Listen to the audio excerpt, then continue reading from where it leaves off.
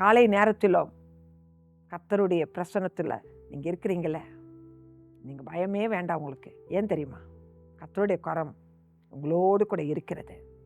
உங்கள் இருதயம் கலங்காது இருப்பதாக, உங்கள் இருதயம் சோர்ந்து போகாமல் இருப்பதாக. இன்னைக்கு உங்களுக்கு தேவனுடைய வார்த்தை என்ன தெரியுமா?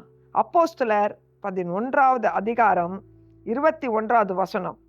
கர்த்தருடைய கரம் அவர்களோடே இருந்தது. ஹல்லேலூயா. கர்த்தருடைய கரம் அவர்களோடே இருந்தது. கர்த்தருடைய கரம் பிள்ளையோடே இருந்தது என்ற வேத வசனத்தின்படியும் கர்த்தருடைய கரம் உங்க குடும்பத்தோடு இருப்பதாக.